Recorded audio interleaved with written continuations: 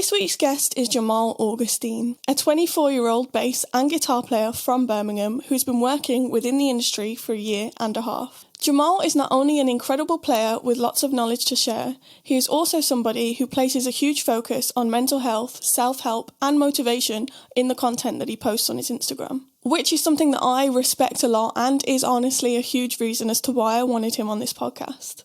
I think it's always helpful in the beginning of a podcast to give people just some context on what the beginning looks like for you. So what the first instrument, because I know you play bass and guitar, so like what the first instrument was that you played and why, and yeah, what was the beginning for you? So I actually wanted to play, so bass is my first instrument, guitar is the second.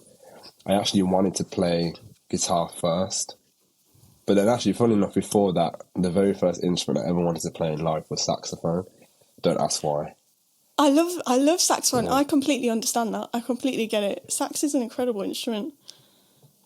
It's funny because like I'm on some gigs now and people are like, yo, you look like a sax player, you're the sax player. And it's like, no. So I think that's a missed opportunity there, to be fair. You do have the sax look, actually. It's probably like, I don't know, people just think I look a bit jazzy. I don't know, is it the hair, is it the glasses? I don't know. But yeah, I'm really not a jazz guy. Are you not? I'm really not a jazz guy. No, okay. In terms of, so I'll start off with my story because it kind of leads up into the jazz thing anyway. So yeah, I asked for guitar lessons in secondary school, but then it's like, there's no lessons available, but the IT teacher is going to offer some bass lessons to some people. Shout out Mr. Field, absolute legend. Yeah, so I met up with him after school. I think it's on like Mondays or something. And it was cool because he built, like, he handcrafted his own basses and stuff. Oh, sick. Yeah, so I tried out some of those. And then there's me and two other people. The two other people didn't like see it as their thing after a bit, and then I kind of just stuck with it. And then it's just a case of doing little projects in school, and then I eventually, the guitar teacher took me on because he knew a few things. He wasn't a main bass player, but he knew some things to help me get started. So I'm good friends with him now, actually. Like, we do gigs together and stuff, and then we just general friends. Nice. And yeah, like a lot of our sessions and that just ended up being jams rather than like teaching and stuff. It was pretty funny because he got me into loads of stuff like Chili Peppers and all that. But then the segue with the jazz stuff, it's with Solihull Music Service. Shout out to them as well. They've done a lot for me. So they ran jazz bands on Thursdays and Saturdays. And so I started doing that. That's where I learned how to read music and that kind of thing. But I don't know, jazz just isn't my thing anymore, you know? It's just really... Yeah. I feel like a lot of people feel like they have to like jazz. It's like a really big thing in the music industry. Like, jazz is like super important. So I really wasn't expecting you to say that. Yeah, it's like, do you like jazz? It's like, yeah. But yeah, it's like I have a great appreciation for it. Like, I can listen to it, but in terms of playing it, it's a tough one because I think it's like, I would say I still am to some extent because I play a lot of jazz influenced music. And I think it's hard to say, like, there's going to be certain songs of some genres that you don't like. So I think, I don't know, it's just hard because there's so many niches within jazz that it's hard to just put it under one umbrella and be like, I'm not really a jazz guy. But yeah, I don't play like traditional jazz as much. I should probably like clarify it more as that traditional jazz isn't 100% my thing, but I do really want to learn some stuff that's either influenced that to like get into my own playing. So like, you know, you got all people like Robert Glasper, Chris Dave, drumheads, all that kind of like R&B, hip hop jazz, neo soul jazz kind of music. Like, I love a lot of the harmony from that. And yeah, in terms of like what you said about people feeling like they have to learn jazz, I was stuck in that mindset for so long, and I felt like half a player. Like, I can hold myself, like hold my own in some of those scenarios, but in terms of actually enjoying it, it's not my favourite. But the best thing I could say is just, if you play what you really enjoy playing and playing what you think you can get the most out of musically and authentically for yourself, then you eventually find the people that enjoy the same things. It's like, it's not all just one, like, it's not all just about the one culture. And I think just forcing yourself to into doing things that you don't want to do, you just ultimately just not going to enjoy music, are you? So there's no point. That's very true. That's the advice that I'd give people as well. There's no point trying to force yourself into a genre that you don't like. And it comes across really inauthentic to people as well. They can see that you're just doing it to do it, whereas you're playing a genre that you really like. I personally am not like a hard rock fan, but like, for example, if you're like really into that, it'll be very, very clear to people that that's like something that you love to do. I actually didn't know that you could read music. I mean, it makes sense. You went to, is it BIM that you went to? You know what? I actually, yeah, you did. No, I actually didn't. Yeah, literally. No, I didn't study at like a university level. Why did I think you did? I don't know. I think it's the whole like sax player look. I think. Yeah, you gave the vibe. No, I didn't go to conservatoire. But yeah, I didn't study at a university level, so I did A levels. So I did A level music. That was really like interesting actually, because I'd never looked at like classical or baroque stuff before. But you actually learn quite a lot from that you can bring into like more modern stuff. But yeah, I never went to uni. I just come out of college, got a part-time job, started gigging here and there, and then eventually the gigging phase, like the part-time jobs there. Yeah, I've been full-time for about a year and a half. Oh my God, that's so cool. I love that. I don't know, I think I made assumptions there. I'll put my hand up. Don't make assumptions, people listening and watching. I don't know why I thought... It's 2023, Leyla. You can't be assuming things. I can't believe I've just done that. And to say, I was like, I've done my research. But with you, I didn't do as much research because we haven't talked that much, but I've known you for a little bit. So I was like, it'll be fine. Yeah, it's just nice. There's no, like you're saying. Yeah, literally, you got to start from the beginning now. Yeah, anyway. I messed it up already. Yeah. No, it's fine. We all make mistakes. Completely fine. Is it in lockdown you also wanted to pick up production? That's not something I made up, is it? No, that's definitely not something you made up, actually. It's funny, like, it's April 2020. I drove, I can't remember how many miles it was, but all the way to Brentwood anyway, which is like just above London.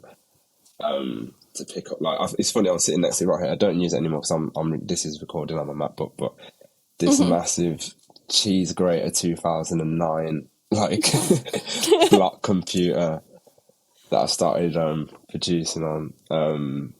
Yeah, so that's like almost 3 years ago. But yeah, I'd recommend production to anybody. Like, even if you're just producing for yourself, it's helped my bass playing and my guitar playing much more than just practicing alone could have done, just because of that broadened perspective. I feel like there's going to be so many points in this that I start to sound philosophical. You're fine. Go for it. It's the glasses, it's the jazz look. I've got to do it. The saxophone. Yeah, literally. This is Sax Jamahl speaking here. But yeah, so yeah, just in terms of like, because I feel like if you focus on just playing to try and get better at your instrument, your perspective's so narrow, and then you're only really thinking about what you're doing. But whereas with production, you've got to think about arrangement, placement of your lines, your dynamics, all your different effects, like syncing up with other parts melodically, rhythmically. And it's weird because when I play gigs now, I always think from a production aspect, which I think has helped me loads, and it helps you stand out a bit as well. It just helps you be that bit more courteous to music, really, I think, anyway. Yeah, that makes a lot of sense. And to be fair, I don't know why I didn't think of it like that before. But for me, like, production is really intimidating because I don't, like, you start from zero and I'm like, what do I even do? Like, so where did you do you feel like you've made good progress in, been nearly 3 years now? Are you happy with where you're at in terms of production and stuff? Yeah, 100%. I'm just loving the journey, Like, it's really, yeah, it's crazy because 3 years ago, I just started it as like, I wouldn't say as a hobby thing. I knew that I was just like, yeah, I want to work with this artist and all that kind of thing, like all those, like those beginner aspirations that you have. All that stuff was there. But, yeah, it's just so much that I'm grateful for to have learned. It's mad. Like, so I'm trying to do, I'm starting like some sync projects for like some TV and stuff and uploading to libraries and all that kind of thing. Some stuff with some artists as well. And, yeah, and at the end of the day, like, a good thing about it as well is that it's another source of income. So, you can't go wrong. And it's good when like because my main thing at the moment is gigging full time, isn't it? So when I'm not gigging as much, I can produce a bit more. And then the production like coincides with the live stuff really well.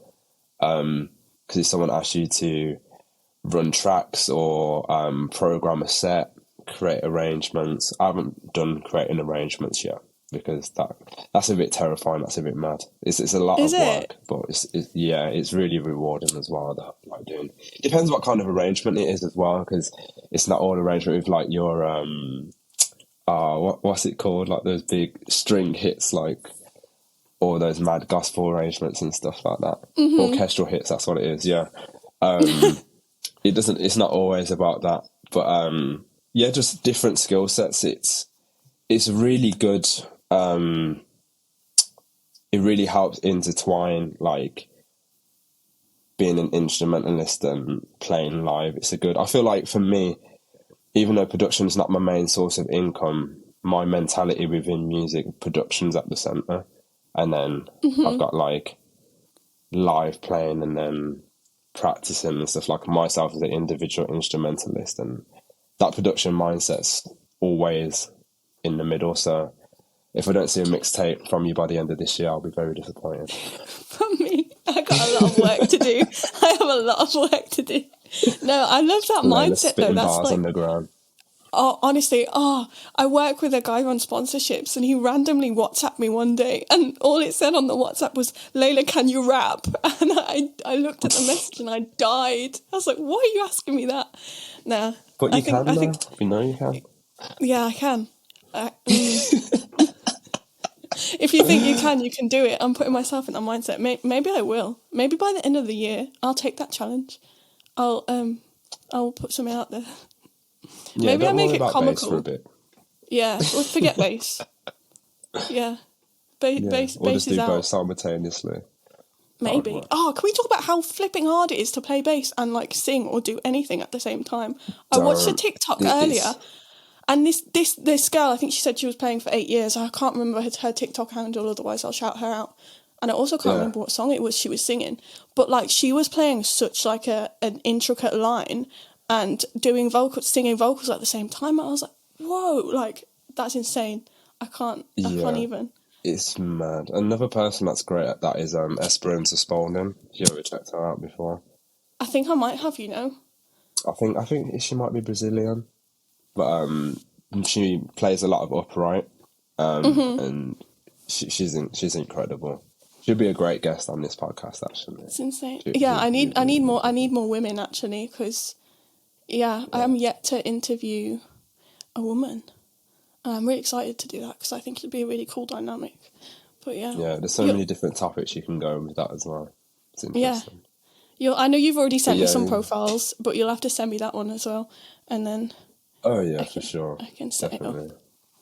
But yeah, in terms of bass and singing, like I haven't done VVs for a long time. If Michael Bird ever sees this, he's got some funny stories about me doing VVs. But main thing for me is if I'm MDing a gig, it's trying to do bass and do the talk back mic as well. Yeah. Oh my, because I'm trying to focus on the play, and it's the rhythm that throws you off. Because when you play guitar, you can hold a chord or guitar I find stop easy. Playing in general. Yeah, to sing on guitar is way easier. But then bass, I'm like, people like I can imagine people thinking, why are you stuttering so much over the talkback mic? And it's like, I know what I'm doing, I just can't communicate whilst I'm playing. It just doesn't work. I'm getting better at it though. I'm getting a lot better at it. But Because you MD'd yeah, a so I gig just on Monday, didn't you? yeah, I didn't have Yeah. to do yeah, I didn't have to do the talk back for that one though. Lucky that was just all Oh, okay. open. But other gigs where it's like all on in-ears and that kind of thing, and then some artist stuff as well. It's just like I'll be like chorus. I was like, okay, it's peak, man. But That's so yeah, it's funny. definitely a skill to try and like get down. But yeah, people like Mark King, man, like what is going on? The guy is just Insane. insane. He's a literal king. Like, forget his last name. Like, Yeah, it's actually insane. he just goes by the name King now. Yeah. That's true. I mean, you could say that and people would, I mean, you should be able to say that and people would know exactly who you're talking about. My dad loves Mark King as well because I covered one when I first started playing bass. I covered a Level 42 song and he was like, you know who Mark King is? He got really happy. Bless him. It was, I love that. Yeah, it was cute. So you said you've been doing this full time a year and a half now? Yeah, that's right. Yeah. Yeah. What was that like for you starting off, like attempting to build contacts and doing your first few gigs? And I know you're into production as well, so you're making money as well on the side. What was that like at the beginning? And what did your schedule look like then versus what it looks like now? First of all, in terms of back then, what schedule? Back then was just like, yo, I'm just doing this and I'm just living. But no, it was a scary jump. It like because it's mad because my initial plan was to go music full time in May 2020. But Great at timing. first it was gonna trust me. I know what to time things now. But yeah, because before that it was gonna be March 2020. But then I was like, nah, give me 2 extra months to save. So that was like a mad blessing in disguise. Because shout out furlough kept me under wraps for like Oh God, a yeah. year. Yeah. I've like It blocked wasn't out that that much, but it kept time. me going. Yeah. Yeah, literally, it just seems like another world now when you think about it. But yeah, I've actually like recorded a video on my phone. I have to show it you one time. Of course, I can't do it here, but it's a video of me just speaking about how I felt. Like it's literally the day that I got home on 4th of July 2021. When I got home, just lying on my bed, like I've been a bit upset because like. I don't. Yeah. Why do we get upset when we leave jobs? Like we can never see those people again. I don't know. It's because like, you don't when have an everyone got excuse upset, to like, see them leavers. now. Yeah. Oh my God, in Literally, it's secondary like school leavers. In primary school in year 6, I remember bawling my eyes out. Oh my God, this is such a funny story. For our end of year assembly in year 6, we all had to sing Circle of Life and we were like sat in a circle holding hands. And when we were trying to sing Circle of Life, and I remember like 10 or 11-year-old me just sobbing while like everyone's singing Circle of Life. Oh my God, you've unlocked a memory. That's so funny. That's Literally, hilarious. core memory. It's funny because you get upset about that, and then you end up going to the same secondary school with half the people anyway. It's like, what's the difference? But yeah, so like I was a bit teary about that, but I think it was more because of like the realization of like I've got to sort myself out, I've got to make my own money, do taxes, all that kind of thing. But I think it's more so it's just the fear of the unknown, isn't it? Really, like you know, it's a blessing and a curse. More so a blessing, like being in control of like your own situation in life, and I think it's because you don't see that many people do it, so you haven't got much to reference. And not many people speak about their journeys, which is one thing that I'm trying to do more. Yeah. Because then it just helps people. Of course, no one's path the same, but it can help people. It can either teach people what to do or what not to do, in a sense. Most of the time, what not to do, according to probably. what works for them. Yeah, literally. Yeah. There's definitely some things I could tell people, like, what not to do. But, yeah, it's... At first, yeah, there was no schedule or anything like that. I was just like, just let me get some gigs. I had a nice summer of gigs lined up because stuff had just, like, started opening again. Yeah, Yeah, I can't really remember too much, but it's weird because I feel like I've gone through so many different phases and shifted like mentality so much now, between now and then. Yeah, it's really just a case of getting more gigs, just trying to make as money as possible first, because I was in like that survival mind state, which isn't a good thing Yeah. to be in. Like, I think I No. literally left, because I used to work at Nando's before. Mm-hmm. I literally left with like £400 in my bank account, thinking I'd saved up No absolute way. stacks. But Damn. I was just like, someone just told me that it was that time. I was just like, yeah, I know that this summer's going to do well. And yeah, I make about, just from taking that jump, I make about 3 times more a year than I did when I used to work at that place. So. That's crazy. That's so sick. Yeah. That is incredible. I worked in Primark and I left nearly a year ago this month. But I didn't leave the one in Warsaw. Oh, I was going to say, my sister used to work at the one in town. I was wondering if she used to know. Oh, no. Yeah. Imagine, that would have been funny.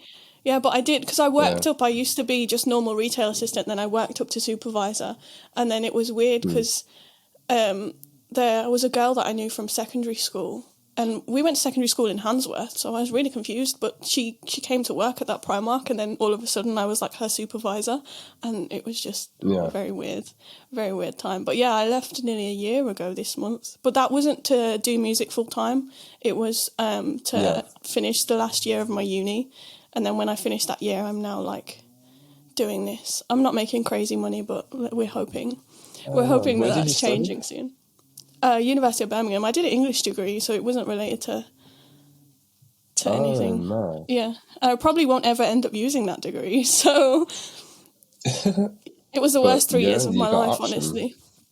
Yeah, I do. Oh, I don't. That was me with college, man. But there are like other people in music. I don't know if you know. Do you know Seb Reed, bass player?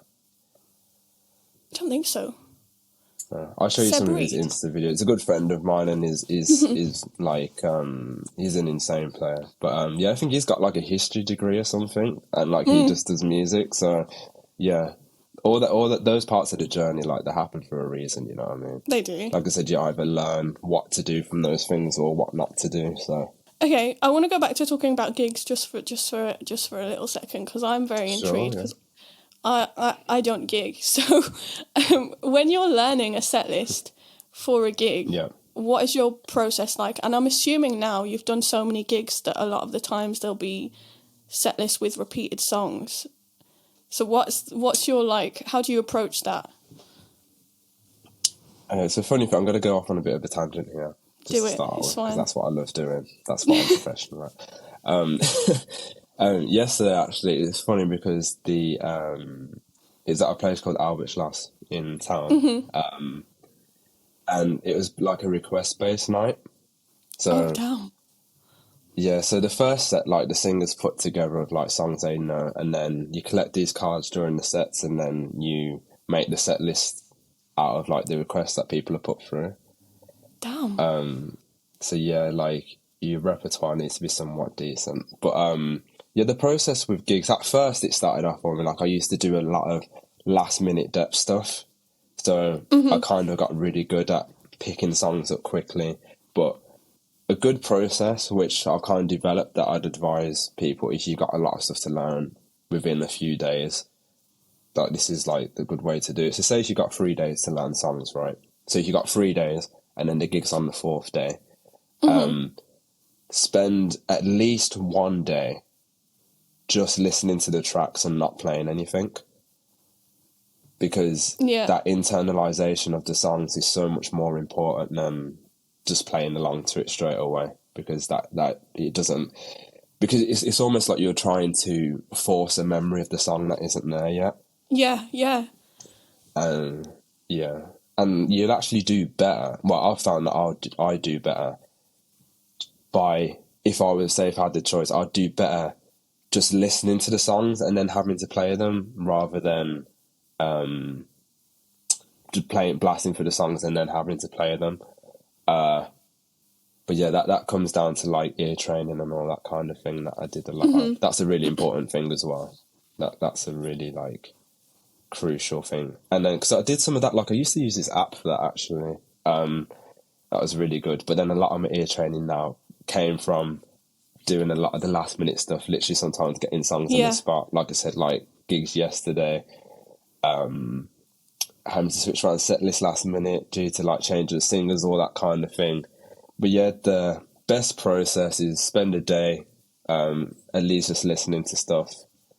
Then it gives you a good idea to how to prioritize like what songs would be harder to learn and ones that you might already know, because of course you're going to prioritize the harder ones to get them down.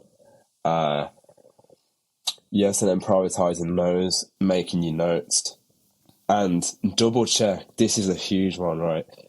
Double check that the singer, well, double check if they've changed any keys. Oh God, yeah. Literally, like, I had to play Good Times before a semitone down, and it was horrible.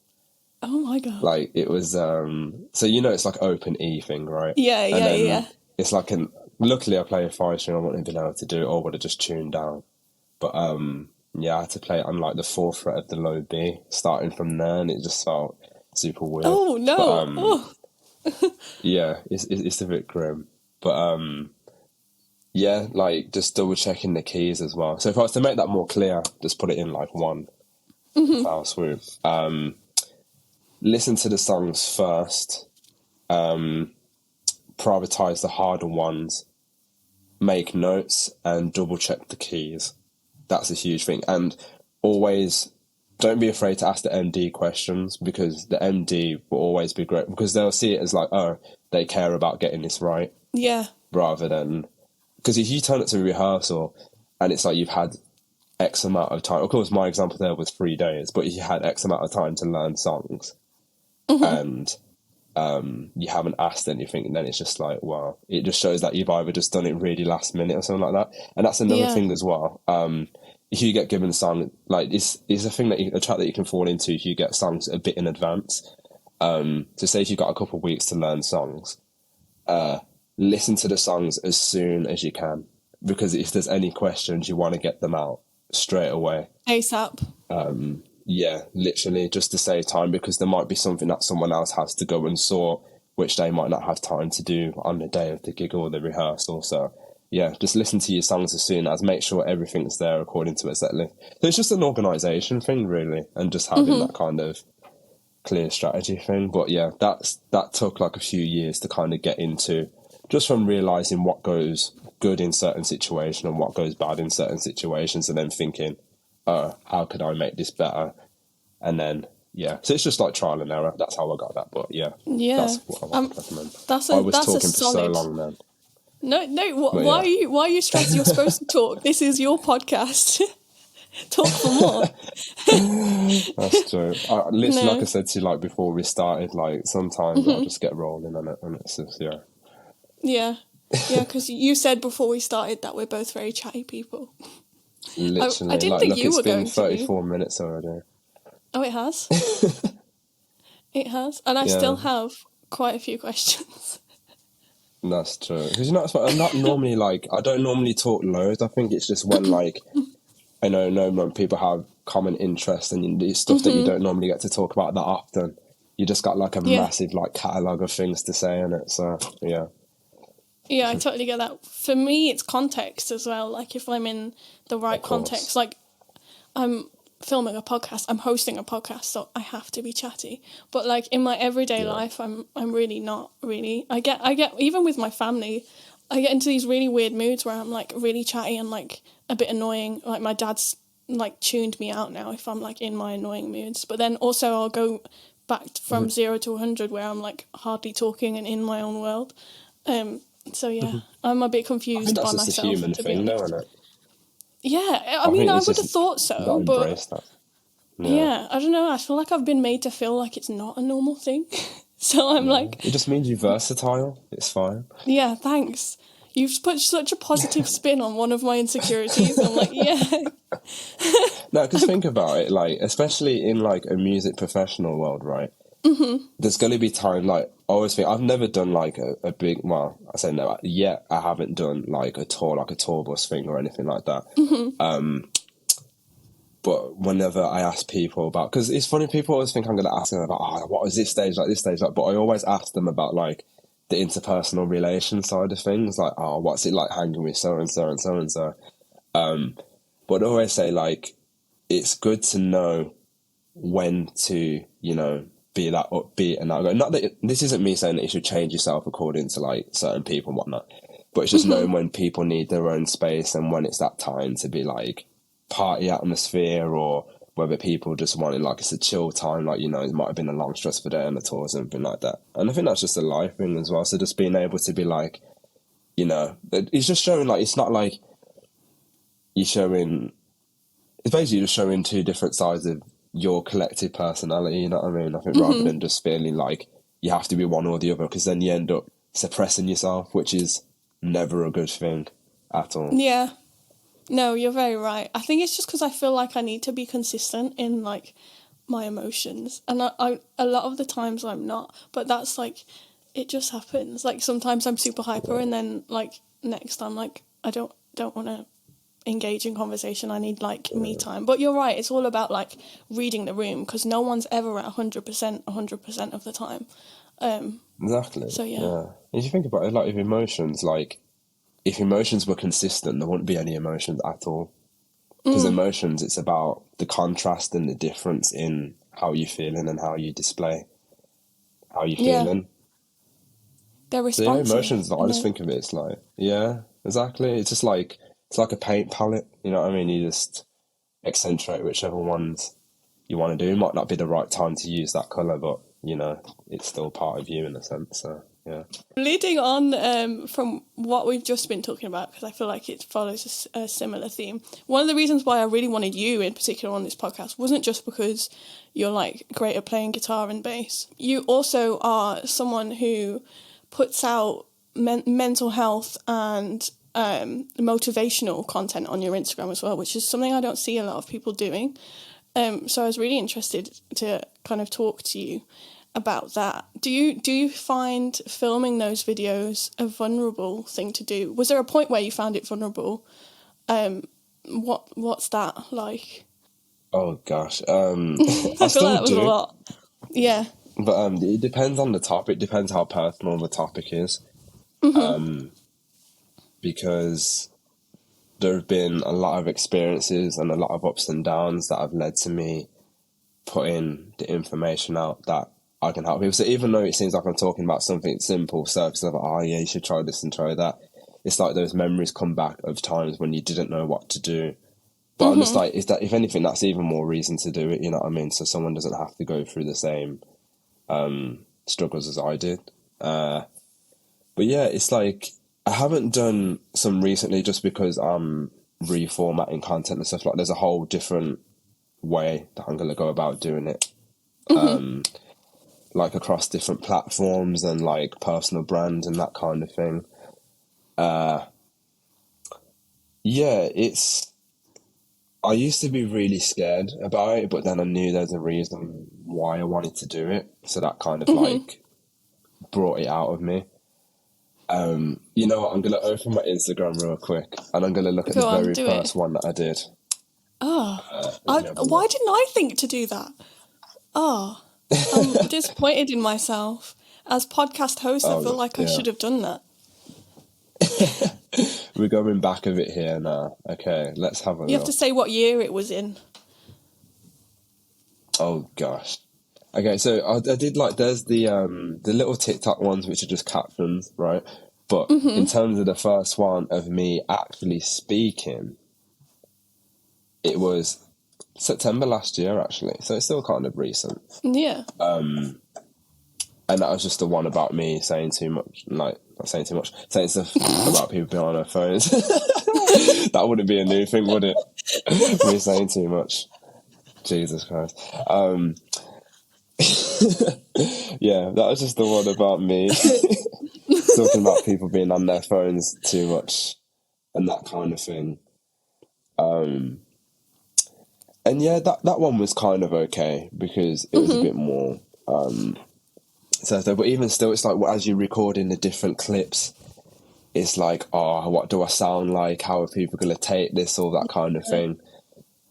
But I think this is why it's really, a point I'm going to make now, it's really important to get clarity behind why you do things and what you want to do, because ultimately what stops me, and like I said, there's still some times where I'm a bit like nervous about recording and stuff, but ultimately what helped with that and what almost put that to a complete stop was my knowing my purpose was stronger than the fear that held me back from doing it. So you kind of get overtaken by this excitement of putting the videos out and recording and stuff, rather than the fear of doing it. If anything, the fear of not doing it kind of scares me more now. Yeah, it's kind of and like, it should, everyone. Yeah, 100%. And I think I had to like really rewind my brain to think like that. Yeah. Yeah, I think one of my favourite videos of yours that you did, because it popped up on my feed at like the exact time I needed to hear it, and that in that moment I was like, sick. I can't remember if I was thinking of having a podcast then, but when I saw that I was like, Jamahl would be a really cool guest, because myself, I know how like hard it is to put yourself out there and do things. So I like seeing that I had like, not that I didn't respect you before, but I had a lot of respect for you, because I know, like, one, it's really a really vulnerable thing to do. Two, you're clearly very knowledgeable and want to help people out. So I was like, that's great. But the video, I think it was, you took a clip from, I think it was The Diary of a CEO. Tim Grover, and he's do you remember the quote that he said? Oh gosh, it was I have it's it written something down. about getting a bill from regret. Yeah, I can't remember the full quote, but yeah, you get the gist of it. If you got the full quote, then that'd help. Yeah, I do. If you think the price of winning is too high, wait until you get the bill of regret. And it blew my mind. Literally. It did. Yeah, It really it's blew my such a mind. huge thing. It's massive, because at the end of the day, I think it's just getting into that mindset and realising, like, okay, if I stop now here, this is all I have. Why would I not want to explore potential ideas? Because then if it goes wrong, at least you've gave you a chance to see the possibility, rather than thinking about what if, because that's going to, like, weigh you down mentally, physically so much more than doing the actual thing. But yeah, that's something I put out there because, you know, of, like, with production and even ironically that video itself, like, just trying new things and things that I know are part of my purpose and what I want to do and what I want to expand on more. Just knowing that if I didn't do that, I would have regretted it, and it just, yeah, it's not a nice feeling. The feeling of regret turns into so many negative emotions. Yeah, like bitterness. Yeah, that's why I'm glad to see, like, there. exactly, and like people getting jealous and that, like, for example, like, you know, like some of the comments that some people put on your stuff, you can tell it's just people that they haven't done anything like that they would deem as good enough for themselves, so they're gonna take it out on someone. It's basically like just people just trying to bring you down to their expectations of what they have for themselves, and rather than just being like, oh, how I can take inspiration from this person, I can see how they've done things and apply that to my own process. It's like, nah, I'm just gonna bring this person down to make myself feel better. And I don't get, like, you wouldn't understand this either because we don't think like this, but I don't get how that actually makes people feel better. I never have. I never will, I don't think. Understand it. Yeah, but one quote I love from David Goggins, I'm a massive Goggins fan, is like, if you don't know David Goggins, he's like American ex-Navy SEAL, ultra runner, basically just like ridiculous guy. He's saying you'll never get a hater that's better than you.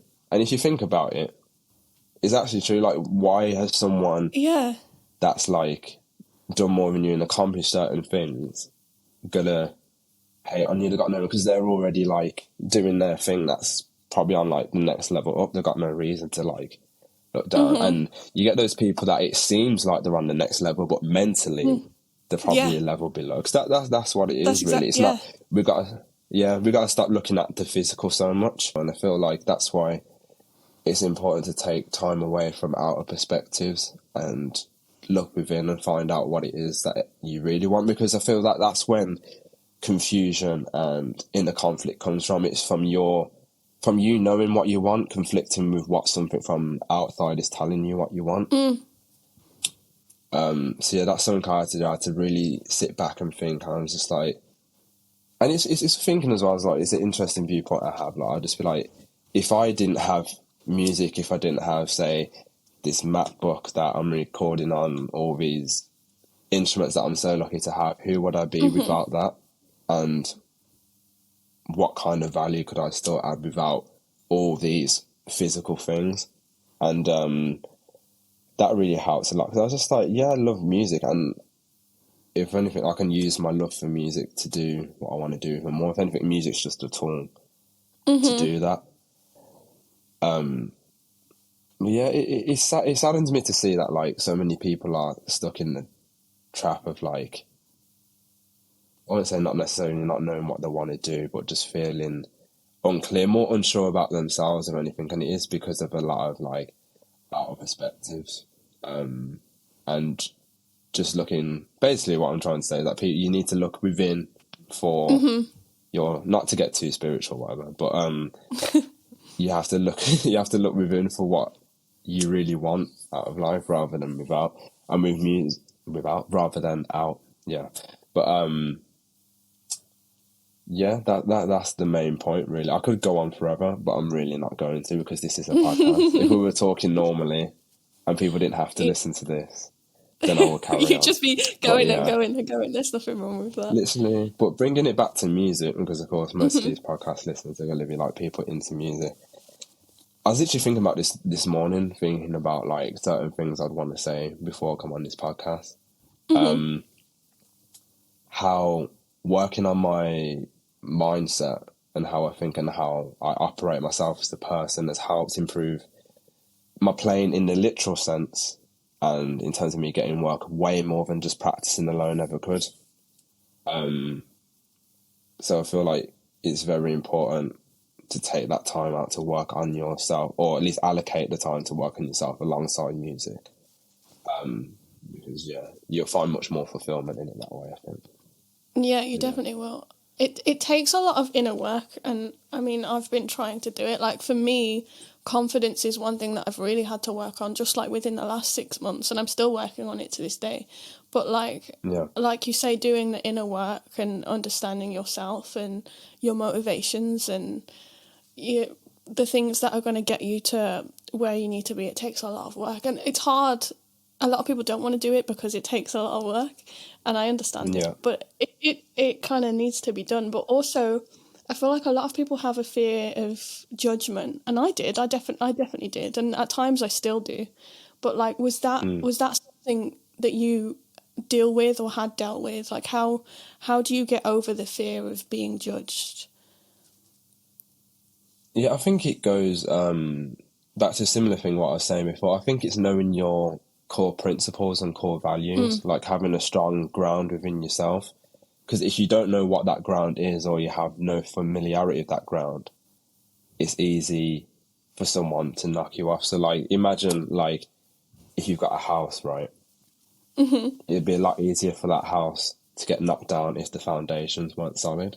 But if you got the foundation solid, you got all your steel structures in there, and that house is like built to last, then it can withstand a lot more from the outside. So you're just knowing a lot of your personal values, and knowing that like in certain situations, people don't really care as much as you think.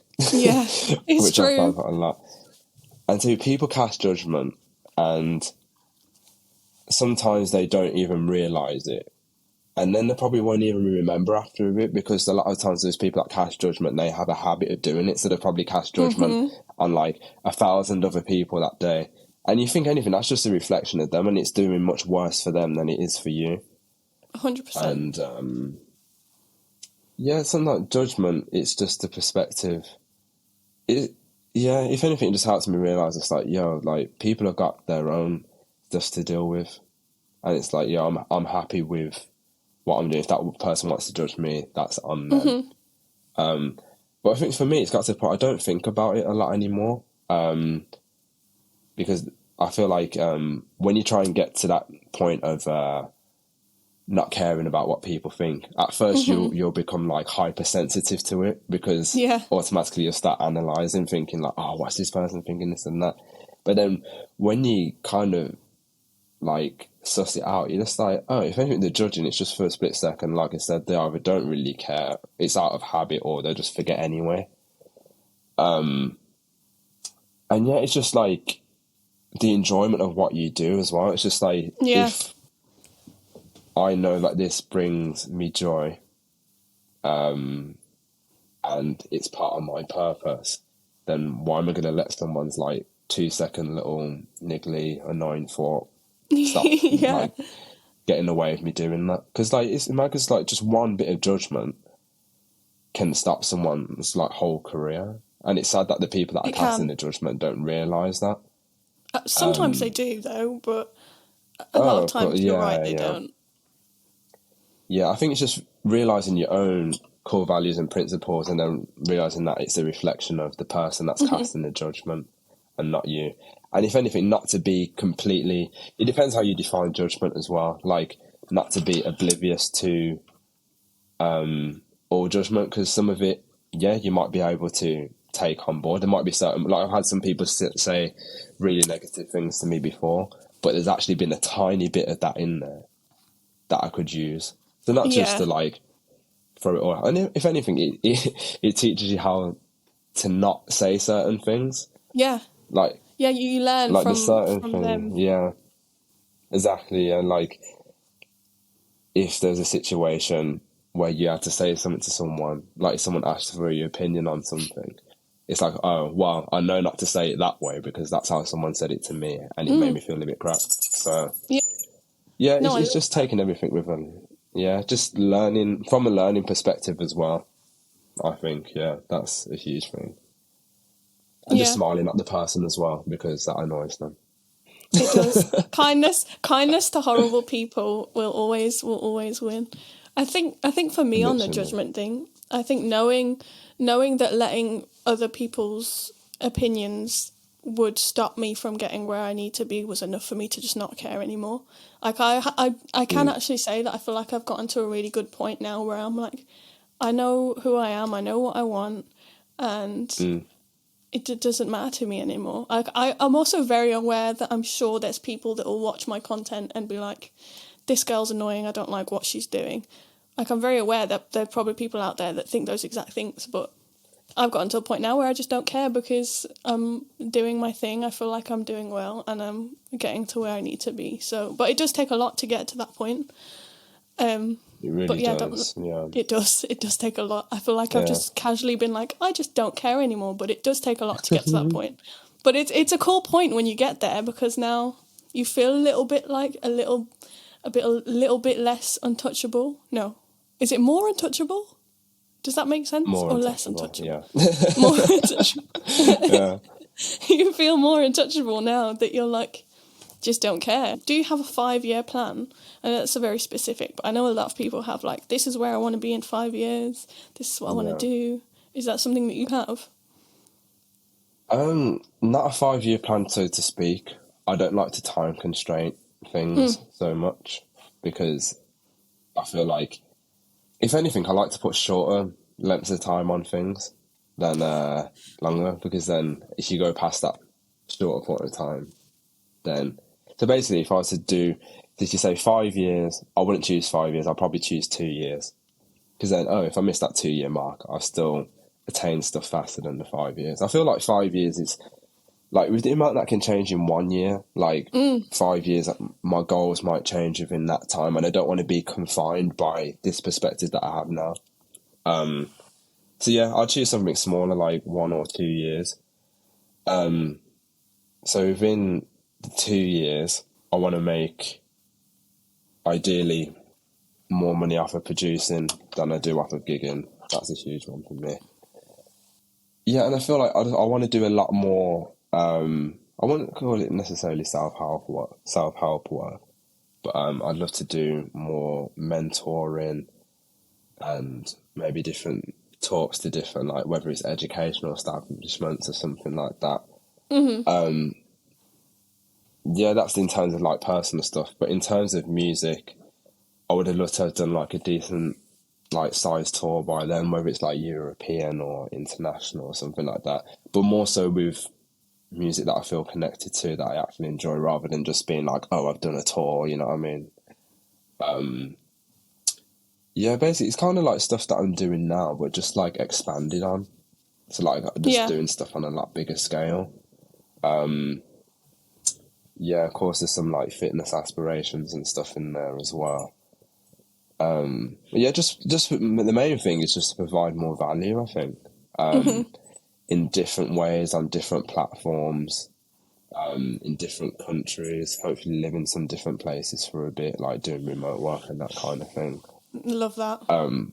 I say part of that 2-year plan is just if I was to be very vague about it, it's just to have a lot of meaningful opportunities. And to be able to have a good choice of things, and to be able to, I don't know, just to keep enjoying doing what I'm doing, really. I don't think I can really ask for much, you know, like X amount of money. And like when I say make as much money I produce in my life off gigging, that isn't in terms of like just the monetary aspect. I think it's just more symbolism of progress. Yeah. Yeah, so those are the main things, really. Just expand on what I'm doing now. Do it on a bigger scale and just provide more value, really. Yeah. I love that. Also the fact that you took it from 5 years to 2. I never even thought to think of it that way, but you are right. 5 years is such a long period of time, especially because you and I are both in our 20s. Like being in your 20s, 5 years is such a substantial amount of time to be like, to set goals now to hopefully achieve in such a long period of time doesn't make too much sense. So that as well is something you've made me think about. For real, there's this one principle. I'm not sure, it's not the Pomodoro technique, because the Pomodoro technique is when you set a timer, or actually it might be the Pomodoro technique, or a principle of that technique. So it's basically saying that like a task will take the amount of time that you give it. So if I give myself 5 years to do something, like, as part of procrastination in human nature, I'm going to take that whole 5 years. The whole 5 years, yeah. Exactly. But if I say to myself 2 years, it's like, yo, I've got to knuckle down. And if I go a bit over, I've still done it a lot faster than the 5 years, you know what I mean? That makes a lot of sense. And in more basic terms, it'd be like, say, if you had to write an essay, the deadline was 2 weeks from now. You could do it in those 2 weeks, but also you could probably do it the day before the deadline. Maybe that was a really rubbish example to give, but I get what you're saying. Yeah, so like you say, like, say for example, like that essay example, 2 weeks. You said that like the procrastination choice would be to do it before the deadline, but then like the day before the deadline, but then the logical thing to do would be like, okay, I'm going to give myself to do it in the first week instead of the second week. Because then the good thing is I'll have it done earlier, and then I'll have time to do whatever I want. But then if I go slightly over that week, it's fine. Yeah. Oh yeah, that makes a lot of sense. I did it in reverse. I was like, do it the day before. Yeah. It doesn't make any sense. You basically don't just, do your like, essays the day recommended, before. Yeah, you actually recommended what I did throughout the whole 2 years of college. That's Did funny. you? I didn't. I was a stress. Given that example, I would be the person that wouldn't get it done within the first week, would get it done for the deadline, but would use the whole 2 weeks stressing about it and doing little by little and little by little, like really little process. That was me, if I was to explain. I think that really explains my stressy personality as well. So that's a cool way to put it. The stress from not actually doing it causes you more stress than doing the actual thing. So I feel like once you realise that, and that's the thing, going back to the Pomodoro effect, I can't never remember how to pronounce that. Just setting times to do things as well, that helps you get out of certain things. So I normally work in either 30, 45 minute or 1 hour chunks. And then you realise you get into this flow state of work, and it's like just by starting, it's fine. It's like you'll carry on, you'll finish, and you'll end up doing it. So yeah, I feel like it's like I said, it's a fear and attacking opportunities is another thing that could go on forever. Yeah, we could be talking about it for years. Yeah, exactly. But then it always, I feel like this whole thing, for me, like this whole podcast, and in terms of ways that I've helped myself and ways that I could recommend that people could help themselves, it's knowing your core principles and yourself and what you really want out of life first. Because then your surroundings will be filtered by that, and then what you need to help you do certain things will find you, and then fear will become less of a thing when it comes to completing goals, because you'll be so driven by the purpose that, by the purpose and the excitement, that the fear is secondary rather than like at the forefront. Yeah, and that comes from clarity and stuff. So Yeah, I've literally just summed up the past hour of what I've been saying in one sentence. You did really well. Mad. That's hard to do. This podcast could have been 30 seconds long. And it would have been... We don't want a 30-second long podcast anyway, so you're completely fine. I just hope people like the sound of my voice, because there's a lot of it in this episode. Being from Birmingham, I wouldn't think so. Yeah, oh gosh. I did a wedding gig the weekend, and I was speaking to one of the guests at the end, and they're like, "Oh my gosh, are you from Birmingham?" And I was then I had to explain, what part are you from, all this and that. And yeah, it is funny. Lucky that I was someone who actually liked the Birmingham accent. No, I've had a few cases where people haven't. That's really rare. That's crazy. Literally, isn't it? Yeah. I feel like somewhere in the world we're a sought after species, but for any international listeners who aren't familiar with accents in the UK, the Birmingham accent is notoriously known as one of the worst accents. I think Dudley might be first though. Dudley's this is another thing. I'm going to clarify this on the podcast, Go on. Dudley, do we even count it as part of Birmingham? No. It's part of West Midlands, but I wouldn't count it as Birmingham. Thank you.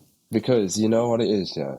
People, they hear the accent, or they hear someone from Dudley or Tipton or something like that, right? Mm-hmm. And they'll be like, Birmingham accent. I was just like, it's not Birmingham, though, is it? It's really not. Don't. That sounds really discriminatory. Saying, don't put me in the same bracket as those people. But there's a clear difference, at least with me. Okay, I have a bit of a Brummy tinge, right? And as I say that, I'm trying not to let it come out. But yeah, people listening, if you try and meet someone from Dudley or Tipton in your life and see what happens, because you're in for a treat, man. It's actually mad. Nothing will happen. I'm sure they're lovely people. They just speak really weirdly. We're just going to get shadow banned now. The hate speech.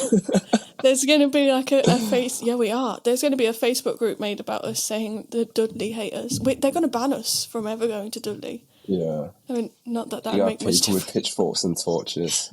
Yeah. Outside your window. Not mine. They wouldn't do it to me. No. They look at me and it's like, she's nice. Let's get him instead. Turn up to my gigs. The saxophone player. Yeah, literally. That is painful. That is funny. I just had to clarify that because, for international purposes. Mm-hmm. Yeah, they probably listen to this and what are they talking about? I couldn't care less about accents, so let's move on. I feel like this is a nice point. I feel like we've talked about a lot. You summed up what you were saying really well. A little bit ago, so I feel like this is a nice point to end on. And I have actually sent you this question. So for listeners, Jamahl didn't want to see the questions, which I think is really cool. Neither did Ian.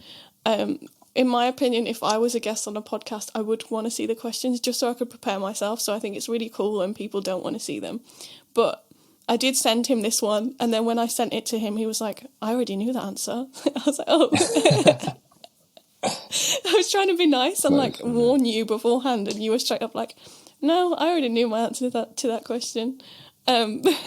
So, Jamahl, if you had to choose what your soundtrack to success would be, so it could be a song that represents the success you've had so far, or a song that represents the success that you're yet to experience? I know we said success is subjective, but what would that song be for you? I was trying to think of any like funny examples or ones then, but because I've got my answers so like set in my head, I can't think of anything else. It's a Bill Withers song actually. That Isn't Lovely Day. Sorry, I love that song. Function gig number 1. That is. Jeez. Yeah. No, it's called Don't It Make It Better. I don't know if you ever heard. It's got a wicked bass line in it. I might have done, but I can't. Tune. Yeah. I'll send it to you after this actually. Yeah, it's I'm not. I was gonna sing it then, but go on. Nah, it's like I'm really not. You have me thinking about it for a second. I was like, let me sing a little bar or two, but then it's like no, let me not actually do that. But you can speak the words. You don't have to sing it. You could be like. It's like it's like the first line. It's like taking good care of me. Something. That's the only line I know because I don't listen to lyrics at all. But yeah, me. It's like taking good care of yourself and like having loving people and things around you just makes everything. Don't it make it better? Basically, that's what it's saying. And it's got such a sick bass line in it. It's like an old like you can tell it's like a Fender Jazz with like old strings on it. But it slaps stuff, so it's got that really like vintage slappy jazz dead string sound, and it sounds killer, man. It's such a tune, and it's just groove. It's just so much pocket on that track as well. But yeah, that's my best friend introduced me to that song actually, so that's why it means a lot as well. Oh. Yeah, friends. But that song means a lot to me. It's one of my like driving songs as well. Like if I'm driving, like say even like this time of day now, it's like is it sunset? Would you say it's sunset or like almost sunset? It will be in a little bit. Yeah, it's like nearly 4:00. Yeah. Just like this time if I'm driving, it's like don't it make it better? Yeah. So you can see why I don't do BVs now because that was shocking. Add a bass to that and you've got a disaster. Literally. But there's so many songs that I love for different reasons, but in terms of that question, it would have to be Don't It Make It Better by Bill Withers. Yeah. Nice. What a great answer to the question. I'm just shocked that you already had an answer because I sent it to you and like I already knew. I was like, oh, okay, great. Sorry, it's one step ahead. Yeah, you were. Yeah. You're very prepared. No, but I've really enjoyed this. Thank you so much for being on the podcast. I know I've been telling you about this for a long time. I was like, are you interested in being on my podcast? And I'd message you like a month later, are you still interested? And then finally it's happened. No, I like really, I just hope that like the information, even if there's one point, like if someone listens to this whole thing, even if there's just one point in there that helps someone get past the current like obstacle that they're facing or something, that's all I want really, you know what I mean? Like I said, just to add value and help people through this stuff. And I know people find me on Instagram through this, my DMs are always open, like for any kind of advice that I can give. Of course I'm not licensed to give advice for every single thing in the world. He's not a licensed therapist, guys. Yeah, literally. I ain't got that degree yet, but I still charge people though. But fraud investigation. Yeah. But I'm more than happy to talk to you about all sorts of things. So if anyone wants any help on a particular type, whether it's music or mentality related stuff, then I'm more than happy to talk. So.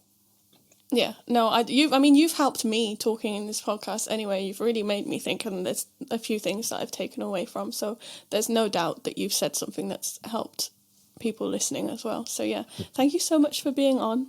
And no, you're going to listen back to this. You're just going to be like, yo, what was he saying for half of that? I've got to edit it now. I'm going to sit through all of it. No, to be fair, I'll probably edit it and then also listen again. And then sometimes when you're in the moment, you don't listen completely. Like, there's so many things you're thinking about. So sometimes when I sit down and edit the podcast, I'm like, whoa, I didn't realise he said that. So that'll probably be the case when I sit down and edit it. No, it's been really good fun, a really rewarding experience. It's been nice to talk to you properly for the first time as well. I know. Rather than just DMs and stuff, because my reply times are shocking. So are mine, apologies. It's fine. You're fine. It's completely fine. No, it's been really nice. Thank you again.